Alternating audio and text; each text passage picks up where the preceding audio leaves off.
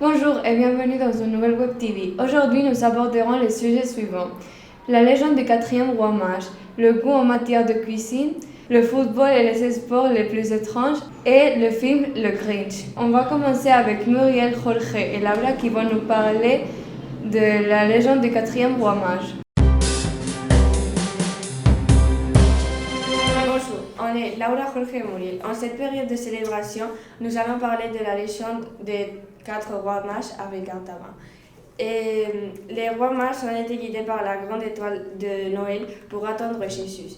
Ainsi va la légende par laquelle nous commémorons le jour des 3 rois, au cours duquel Melchior, Gaspard et Balthazar apportent des cadeaux aux enfants du monde entier. Mais et si ça avait été 4 mages au lieu de 3? Historiquement, une légende racontait qu'il y avait en fait 4 rois mages qui sont venus de Bethléem, mais que l'un d'eux n'est jamais arrivé après s'être perdu dans le chemin.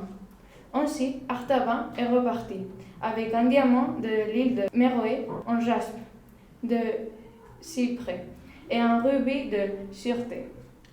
Mais au milieu de la route, il rencontre un mourant après avoir été attaqué par des bandits. Après avoir été guéri ses blessures, et il lui offre le diamant pour qu'il puisse reprendre son chemin avec quelque chose de bien matériel. Ainsi, lorsqu'il arrive à Borsippa, Melchior, Gaspard et Balthazar étaient déjà partis. Il a donc repris son voyage en solitaire. Il a fallu plusieurs jours à Artaban pour attendre le portal de Belém. Mais l'enfant Jésus, il n'était plus. Cependant, il a vu comme les soldats d'Hérode massacraient les petits, donc il a agi, il a échangé le rubis qu'il portait pour la vie d'un enfant. Donc il a perdu la pierre précieuse. Et voilà la légende de Artaban et le 4e roi mage. Merci beaucoup. À présent, Chloé, Nicolas, José et Enrique vont interviewer des élèves sur les goûts en matière de cuisine et ils nous proposeront un jeu sur les aliments les plus étranges. Bonjour Nicolas. Bonjour. Préfères-tu salé ou sucré? Pourquoi? Sucré parce que je préfère le concis. Bonjour Enrique. Bonjour Chloé. Tu préfères salé ou sucré? Pourquoi? Je préfère salé car j'aime beaucoup la pizza. Quel est ton dessert préféré? La glace au chocolat. Et quelle est ta gastronomie préférée? L'espagnol. Pourquoi? Car j'aime beaucoup la nourriture espagnole, c'est très bon. Aimes-tu cuisiner? Pas beaucoup, je suis pas très bon. Et quel est le plat que tu détestes le plus? Les purées de patates. Merci. Commençons par un jeu. Qu'est-ce que tu crois que c'est le litchi? Je sais pas. Essaye avec le mot. Litchi. Quelle gastronomie ou si c'est un dessert? Japonais. Une nourriture japonaise. Et qu'est-ce que tu crois que c'est un dessert et une nourriture salée? Un plat salé. Oui, un dessert peut-être. Avec quoi? Avec du sucre, beaucoup de sucre. Et de la viande, du poisson, De la viande. de la viande. En vérité, c'est un fruit tropical du sud de la Chine. Et qu'est-ce que tu crois que c'est le capiloua? Je sais pas, peut-être c'est chinois.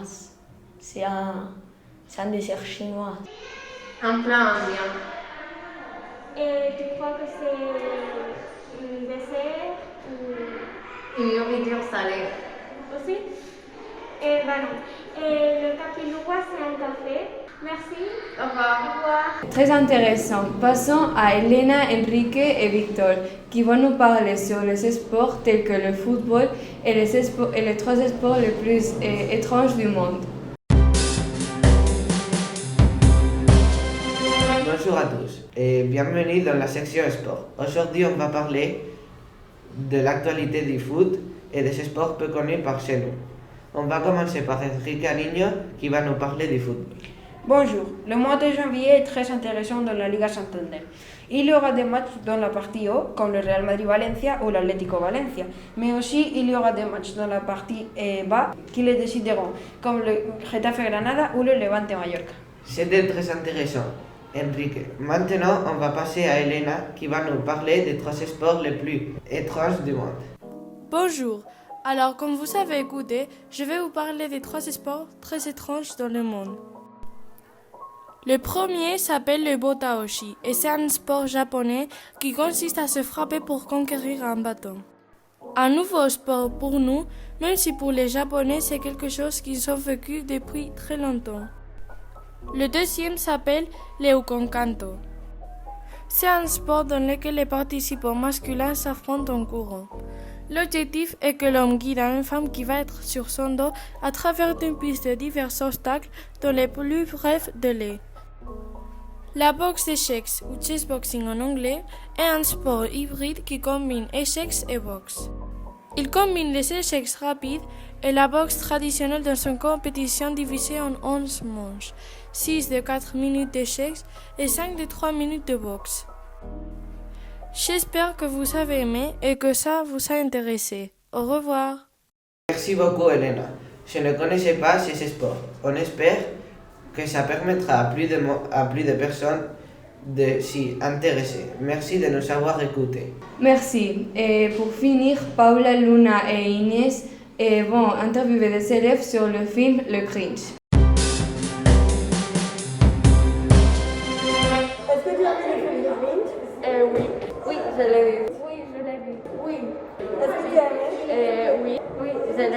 Oui, je l'aime beaucoup. Bon, oui, je l'aimais beaucoup. Pourquoi? Car c'est très intéressant.